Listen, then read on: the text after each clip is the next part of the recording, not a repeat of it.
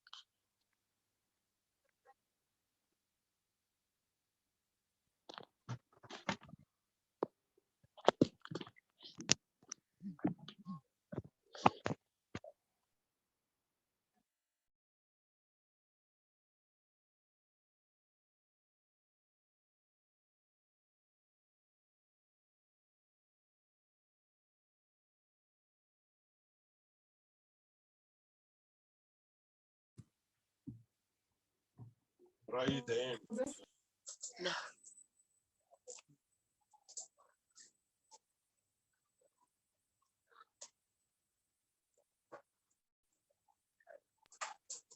You can't hear me? Let me just get off the phone. Okay, now I can hear you. Can you hear me now? Okay, all right. Sorry about that. So I'll start. As I was saying, I'm in Maduleka. You can call me Nancy. I'm going to take you through grade 7 maths. We're starting with term 2 work. And the first topic that you do is common fractions. Okay, so at the end of the lesson, let's look at the success criteria.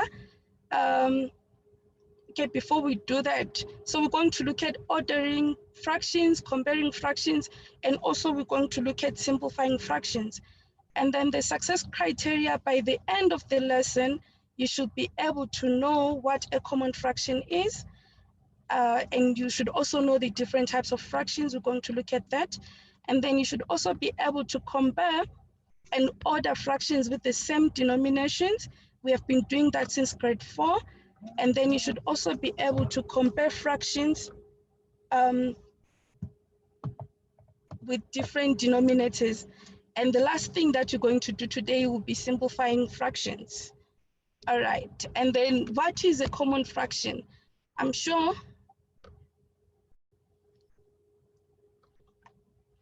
okay, so a common fraction, we're starting with a fraction. A fraction is a portion of a wall that has been divided into equal parts. And then a common fraction is written as, if you can see here, as A over B. But then this over B on a fraction now, as you're in grade 7, you must remember that it acts as a division line. So we can say A divided by B is also going to help you when we go to decimal fractions. So a common fraction is written as A over B, and the number A represents a whole number called the numerator, or it tells us, if say it's a pizza, it will tell us John ate 3 over whatever of a pizza. And then B represents a whole number called the denominator. So in a fraction, we have a numerator and we have a denominator. And then we have basically 3 different types of fractions that you're going to look at in grade 7. So the first one is a proper fraction. So this is where the numerator of the fraction is less than the denominator, for example, 2 over 5. And then the next one,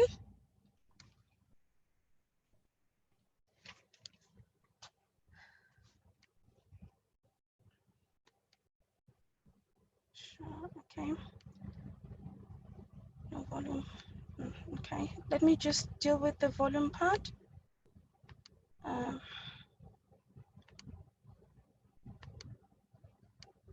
All right, okay. All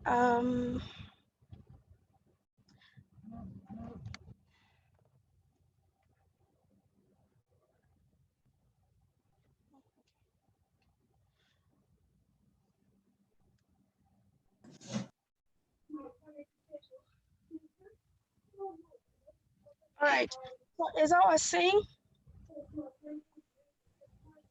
Yeah, keep it somewhere. What's the audio on so I can listen to the auntie? so as I was saying, the proper fraction, this is where the numerator of the fraction is less than the denominator. For example, we have 2 over 5. So if we look at the numerator there, it's 2 and the denominator is 5. And then say we're talking about a pizza, the pizza will be divided into 5 equal parts.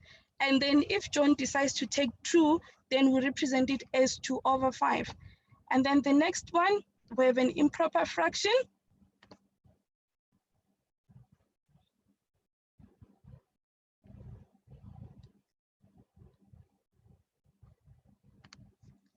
And then this is where the numerator of a fraction is bigger than the denominator. For example, 8 over 6.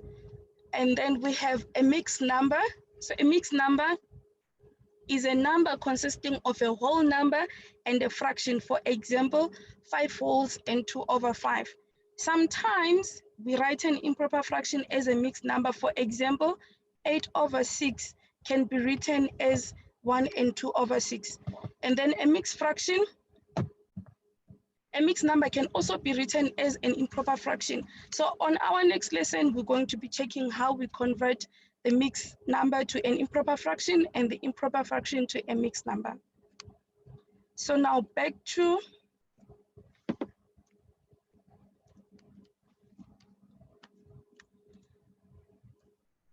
Okay, so now we are on comparing fractions. What prior knowledge should you have?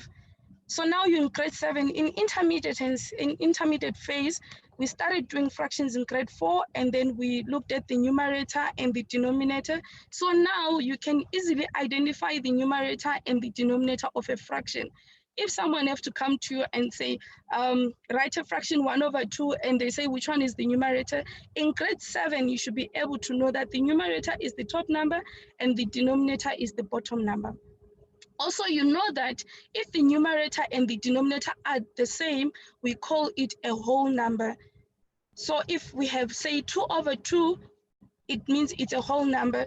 If it's 3/3, it's a whole number. If it's 6/6, it's a whole number. So a whole number is a full number or a complete number. If we have to shade, you are given, say, a circle or a rectangle, and you have to shade. For a whole number, you are going to shade everything. So that is how we represent a whole number in a diagram.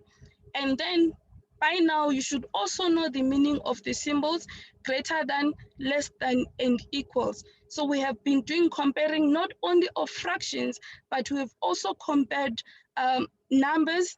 When we do whole numbers, we compare, and these symbols, you should be able to use them effectively. Do not use them, because most of the times, learners confuse the greater than and the lesser than. Just going through the symbols, always we see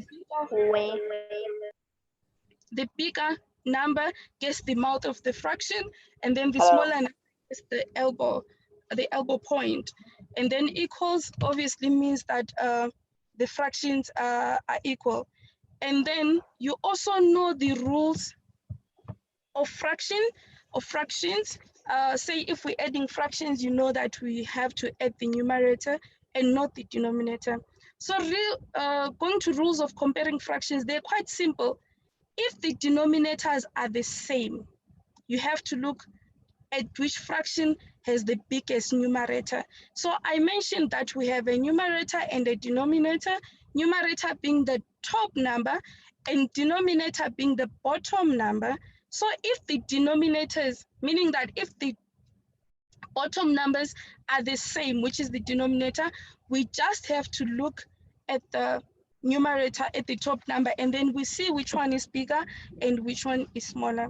Okay, so now looking at the examples of comparing fractions, I really hope that you guys have a pen and a paper, because maths is a practical subject. You cannot just listen. If you see that I've written some sums, can you please grab a paper and a pen, write them before I say the answer, also see if you are able to do it. So I hope that people have some, okay, so I see there's people that can hear, all right. So now looking at the fractions, I have given you 3/10, which we say it properly is 3/10, and then we have 1/10, which is 1/10, and then we have 9/10, which is 9/10, and then we have 5/10, which is 5/10. Very important, always you have to read what the instruction says. So at the bottom of those fractions, I have said we must order. Okay, we must order those fractions from biggest to smallest. Now that you're in grade 7, your teacher might not even use biggest to smallest, but they can use ascending or descending. So that is another thing that you have to know. Descending, meaning that is from biggest to smallest, and then from smallest to biggest, and then ascending, meaning is from smallest to biggest. So you have to know those terms. So if we look at those fractions, already you can see which fraction is biggest. We're just going to check the numerators. As we said that if the denominators are the same, it means we're comparing things of the same quantity. So the denominators are 10, 10, 10, so it's the same. So the biggest fraction will then be 9/10.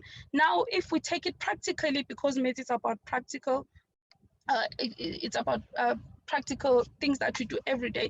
So if, say, your parents buy you a pizza and then it's divided into 10 equal parts, and then you decide to take 9/10, someone decides to take of the same size of the pizza 5/10, and someone takes 3/10, and someone takes 1/10.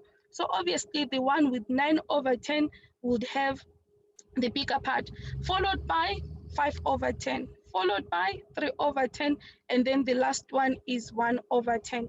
So it is very easy to compare fractions if they have the same. It's very easy to compare fractions if they have the same denominator. Now, note that the denominators are the same, so we just look at the numerators. So then we can see the answer there at the bottom.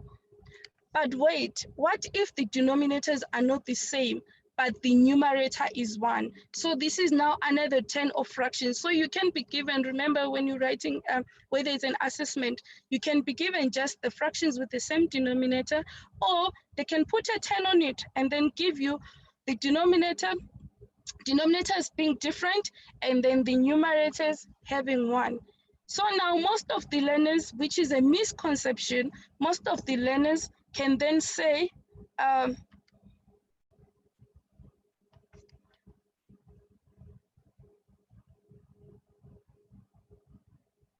most of the learners can say that the biggest fraction is 1/10, which is, yeah, you are right, it's incorrect. So we don't look at the denominators if we are given different denominators. Let's look at this.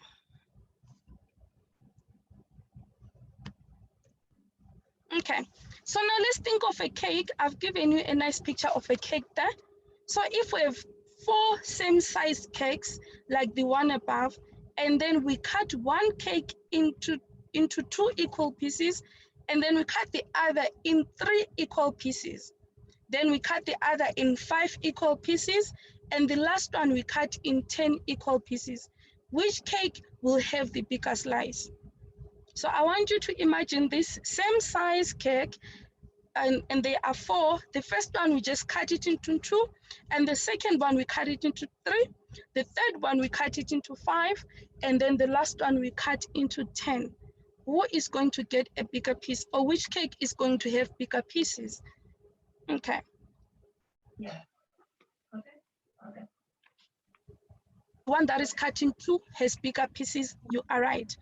So if the denominators, if all the fractions that you are comparing have a numerator of 1, then the smaller the denominator, the bigger the fraction.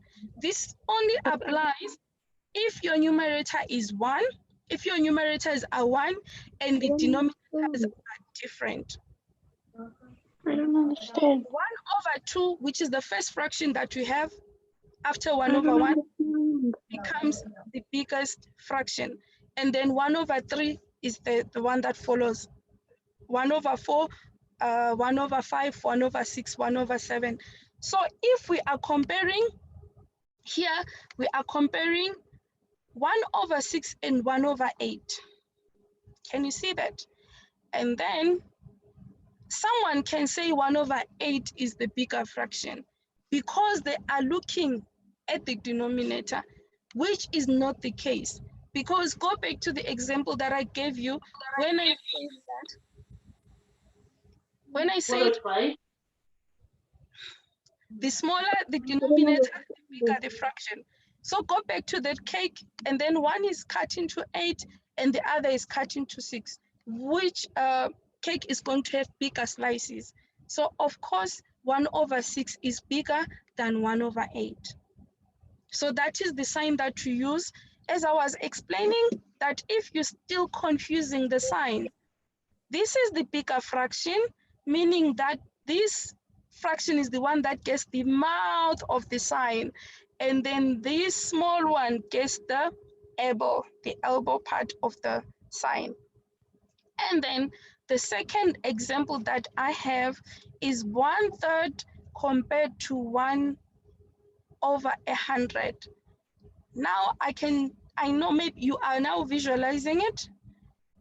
If I have a cake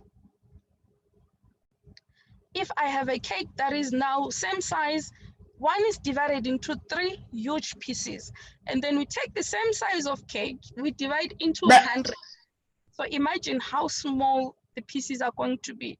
So yes, you are right if you thought it.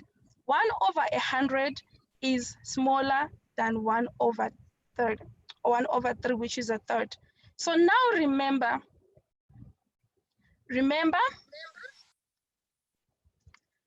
if you are given fractions and then they have a numerator of 1, but they have different denominators, the smaller the denominator, the bigger the fraction. And then here we have another sum. It says order from ascending to descending order. So ascending, if you're also confused about those terms, something that ascends is something that goes from lower going up. Think of an aeroplane. When an aeroplane takes off, what do we say? We say that it ascends, right? So it means ascending is from smallest to biggest. And then descending, how do you descend? You have to descend if you are up. So descending means from biggest to smallest. So let's go back to the question. It says order from ascending to descending, meaning that you have to order from smallest to biggest. And you can also know how ascending, or what ascending means. A is the first letter. So we can say A is 1 because it's the first letter of the alphabet. And then D is the 4th letter. So A being the first letter, being the smallest, it means ascending is from smallest to biggest. And then descending, because D is the 4th letter, then it's from biggest to smallest. I hope you do not forget that. So looking at those fractions, we have 1 over 20, or a 20th, we have a half, and then we have 1 over 45, and then we have 1 over 5, and then we have 1 over 10. So if you had a pen, or if you have a pen with you, I'm sure you have written from smallest. The smallest fraction there is 1 over 45, followed by 1 over 20, followed by 1 over 10, followed by 1 over 5, and the last one is a half. So that is how we compare fractions, or we order fractions that have the numerator as 1, but the denominators are different. So we have looked at 2 things basically. The first one, we looked at fractions that have the same denominator, but different numerators. And I said that if the denominator is the same and the numerators are different, you have to look at the numerator to determine which fraction is bigger. And then the second instance is when the numerators are the same, which is if the numerator is 1 and then the denominators are different. And I said the bigger the denominator, the smaller the number, or the smaller the denominator, the bigger the number. Okay, so I'm going to move on.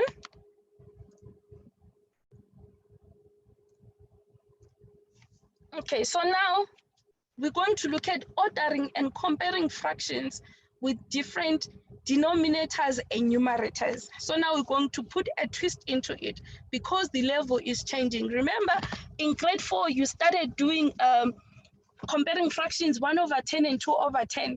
Then you know, obviously 2 over 10 is bigger. But now you guys are in senior phase. So we are going to now look at fractions with different denominators and different numerators. Okay, so there is a rule there. What rule number 1 says, never compare fractions if the denominators are different. So meaning that you cannot compare 2 over 7 and 1 over 3. And then you say, oh, 2 over 7 is bigger because I see that the 7 is bigger. Or maybe you say 1 over 3 is bigger because I don't know what your reason will be. So you have to make the denominators to be the same. Only then can you compare. I love telling my learners that you cannot compare a donkey and a cow. For you to if someone goes to a Hold on farm, for that 5 seconds. farmer has goats and the farmer has sheep and they have donkeys and they have cows. And then someone asks, how many cows do you have? The farmer cannot add all the cows and the donkeys together and then say, I have, say, 50 cows, including the donkeys. So we have to make things the same. So we have to make the denominators the same. That is the first rule. Never make a mistake of comparing fractions. If the numerators and denominators are different, don't make the mistakes of the mistake of comparing the fractions without changing the denominator. So, for example, we have 2/7 and 1/3. And then if we look closely at the sum above, we have different denominators and we have different numerators. So then how do we see which one is bigger without using the fraction rule, of course? Okay, so now you guys are in senior phase. You are not going to use a fraction rule. In a test, you're not even going to be using a fraction rule. Why? Because you are moving from,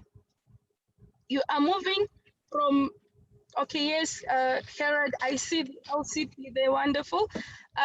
We cannot move from, okay. You're not allowed to use the fractional in grade 7. You have to move from concrete to abstract. What does that mean? In grade 4, every time you do fractions, you're given a fractional and you can easily use a ruler and you can see, oh, okay, I see now a third is smaller than a half.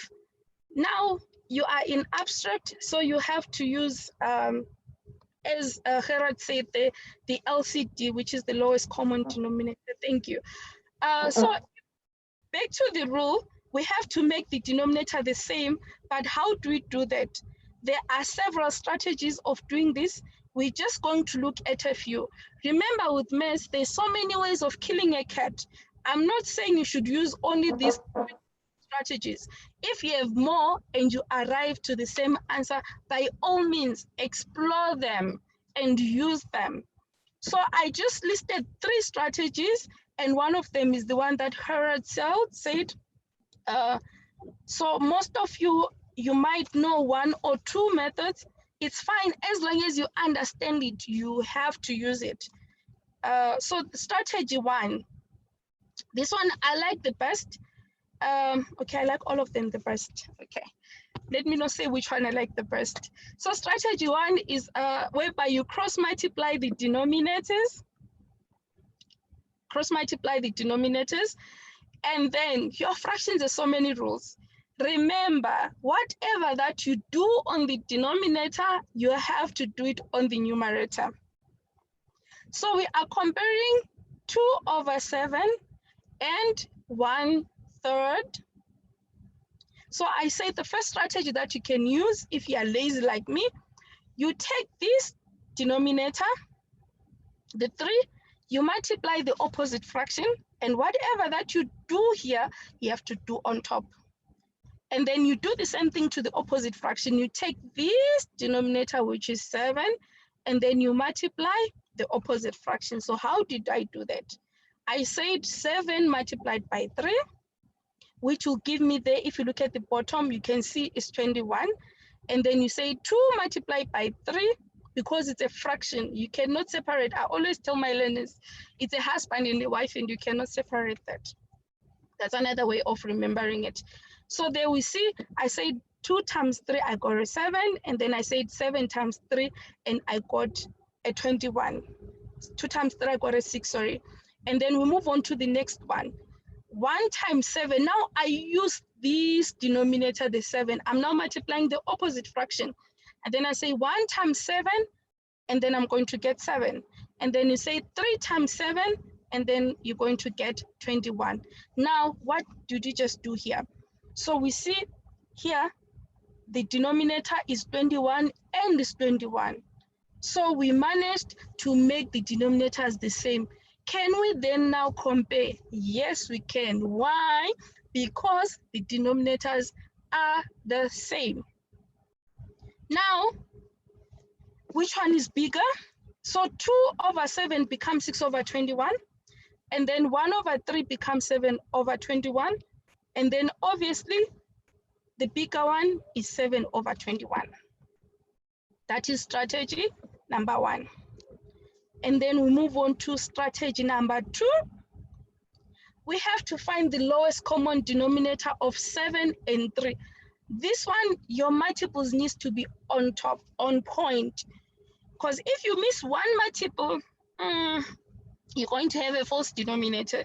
So make sure that your multiples are on point. In grade 7, I'm sure now, by now you can sing multiples, you can dance multiples, if I can put it like that. So strategy number 2, you find the lowest common denominator of 7 and 3. So you list the multiples of 3. I listed them here. You can see it's 3, 6, 9, 12, 15, 18, 21, 24. Okay, I just moved on to 24, just in case you get carried away in listing your multiples. And then the multiples of 7 is 7, 14, 21. So the lowest common multiple here is 21. What does lowest common multiple mean? Remember, we did multiples, and you did the HCF and the LCM when you were in term 1. Actually, you did that in term 1. So by now you are familiar with how we can find the LCM. So now that you know that the lowest common multiple is 21,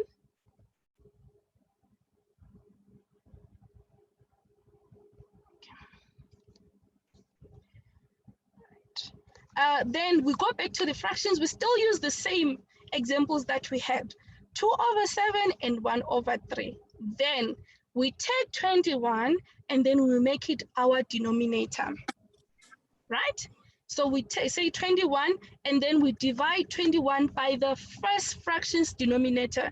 So we say 21 divided by 7. 21 divided by 7, we get 3.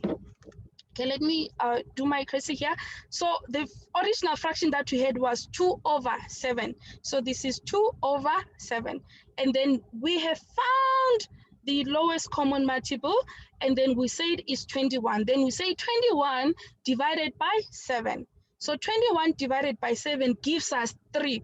In case you're wondering where this 3 is coming from, this 3 is coming from 21 divided by 7. Can you see that? And then this was the original numerator, 2. Then we say 2 multiplied by 3, and then we get 6. This is the first 2 over 7. Eh? And then let's move on to 1/3. Still take the lowest common multiple, which is 21. And then our denominator was 3. So I'm going to say 21 divided by 3, and I get 7, this 7. Eh? And then our numerator was 1. So then I say 1 multiplied by 7 equals to 7. And then if you can see here on red, I wrote, then it's 6. And then we use this common multiple as our denominator is 6 over 21. And then the 7, the answer that you got is 7 over 21. So then we can now compare the fractions. At the bottom here, I just explained it more. 21 divided by 7 gives us 3. Then 3 multiplied by 2 gives us 6. That is the first fraction.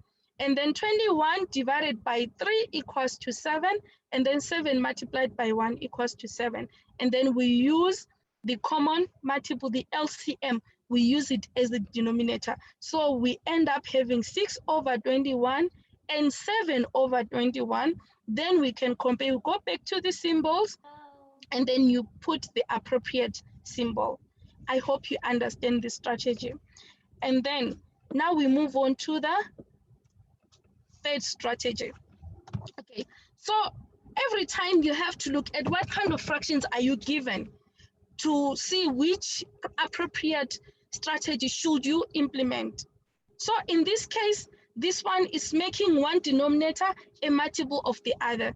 For example, if you're given 2 quarters and 1/2, and then 2 is a multiple of 4. It's a factor of 4, sorry. 2 is a factor of 4. So what we have to do, we just have to make sure we make these denominators the same. So if you're given numbers that you can see, okay, this one, if I multiply 2 by 2, I get 4. So I'll have a 4 here and I'll have a 4 there. So I can, and remembering, not forgetting that whatever that you do at the bottom, you have to do at the top, or whatever that you do on the numerator, you have to do on the denominator. So if I multiply this denominator by 2, I have to do the same thing on the numerator. Okay, I'm going to repeat that. If you are comparing fractions and you can see that one is a multiple of the other, so you only just have to change one part of the fraction. For example, I gave you 2/4 and I gave you 1/2. So what to do, we just need to, because I know, or you know, that if you say 2 times 2, you get 4, then you just easily say 2 times 2 to get 4, and whatever that you do at the bottom, you have to do at the top. So you multiply the numerator by 2 and multiply the denominator by 2. So at the end, you're going to have 2/4, comparing it to 2/4. So they are equal. So you can do more of these examples at home. Okay. Which brings us to the next activity of comparing fractions. All right. So here I just grabbed some worksheet. So we're going to quickly go through the worksheet together so that we have time to do simplifying fractions. Here, the first one, number A, we are comparing 4/6 and 12/12. Immediately in your mind, if you see 12/12, you have to know that it's a whole. Remember, a whole number? So 12/12 is a whole. You don't necessarily need to go through the working out to find the answer, but then should you maybe not recognize that it's a whole, then you can see here 6 and 12, there is some relation there. If I multiply my 6 by 2, I'm going to get a 12, which gives me the same denominator. So 6 multiplied by 2, I get 12. And then remember, I said whatever that you do on the denominator, you have to do on the numerator. So the denominator, we multiplied it by 2. The numerator, we have to multiply by 2. So 6 times 2 gives us 12. And then 4 times 2 gives us 8. We do not have to change this one because already the denominator is 12. So then we can compare. As you can see here, this one is the bigger one, gets the mouth, and then the smaller one gets the elbow. And then we go to number B. Hello. Number B is very easy. You can see it's the same fraction. 6/9 and 6/9, they are equal. So you just put the equal sign. And then same applies to number 1C, 10/10 and 6/6. Also, it's whole numbers, so they are equal. 2A, we have 12/12, which is a whole, and then 10/11 is not a whole, because if it was a whole, it was supposed to be 11/11.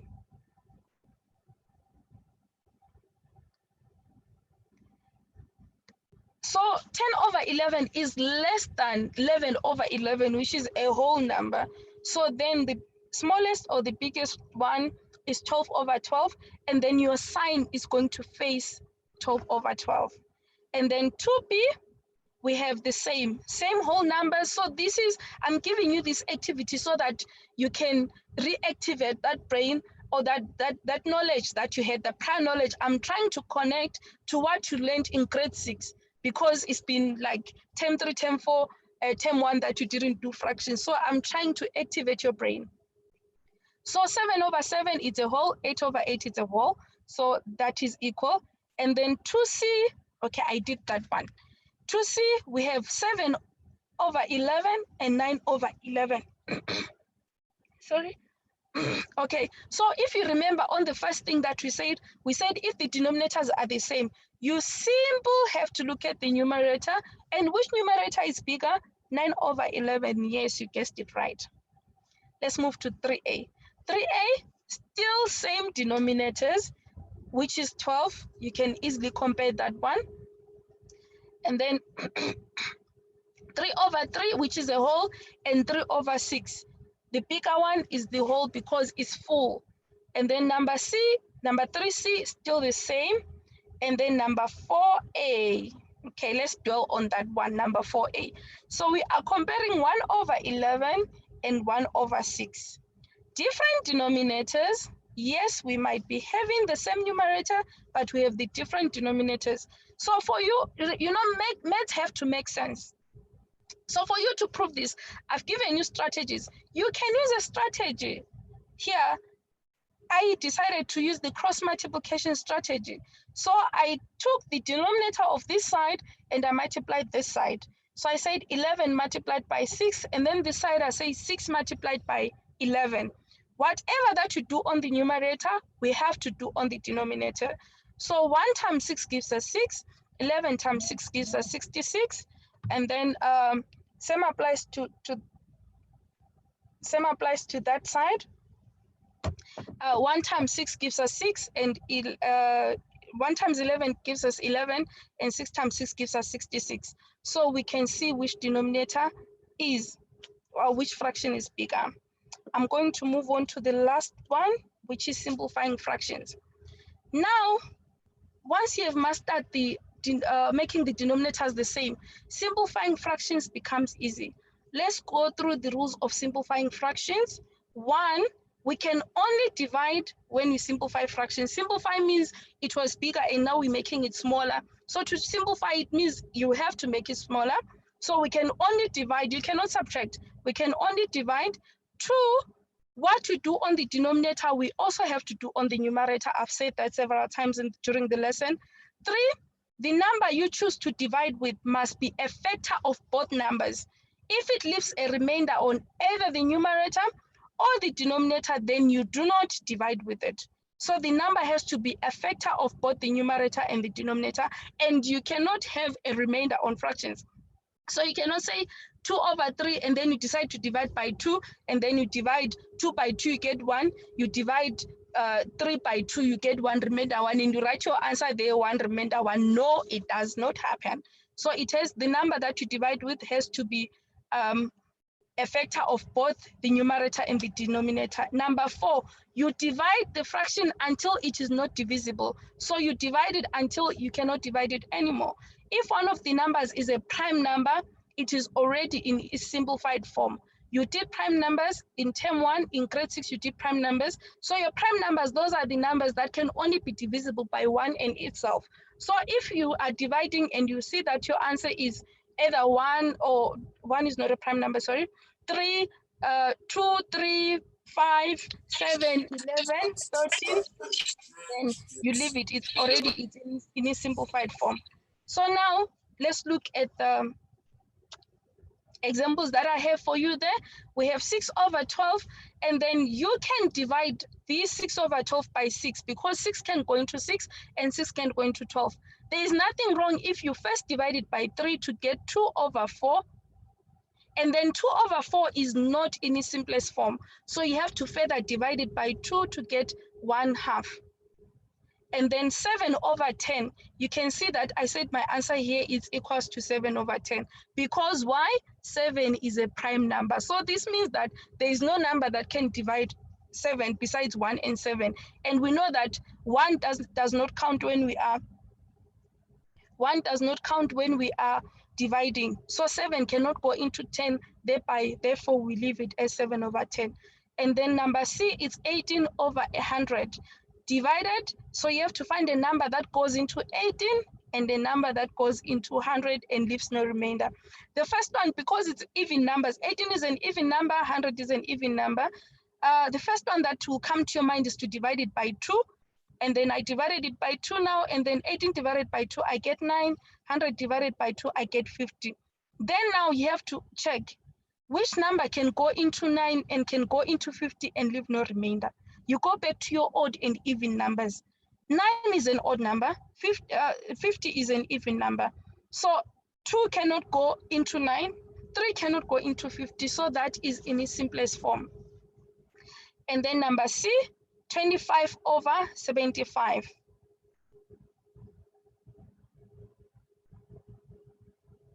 Okay, 25/75. I divided it there by, I divided it by 5. You can divide it by 25.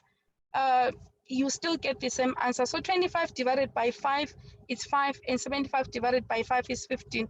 You can see the number is not in its simplest form because we can still divide it. So we further divided by 5 over 5, got 1/3. Why are you telling us things we already know? And the last one is 12 over 18 divided by 6 over 6. And then 12 divided by 6 gives us 2, and then 18 divided by 6 gives us 3. Okay, so you can also do this at home. I had someone saying they already know. Yes, remember, if you already know something, it doesn't mean that someone else knows it. And this is a recap of what you have done in grade 6, introducing you to grade 7 work. And then Hello. you can do this at home. Okay, and then in summary, remember these points about comparing, ordering, and simplifying fractions. Only compare if the denominators are the same. If they are not the same, you make them the same first. And then there are many strategies you can use to keep the denominators the same. You have to choose the one that you know best. And then when simplifying fractions, you always divide with a number that divides both the numerator and the denominator. Remember, what you do on the numerator, we also do on the denominator. And then tomorrow we are going to look at improper fractions, mixed numbers, and equivalent fractions. These we're going to connect them with your addition and adding fractions, subtracting fractions. We're going to also multiply fractions. Thereafter, we're going to decimals.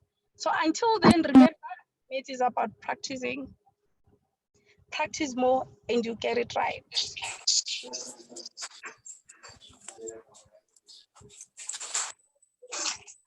Thank you, I'm out.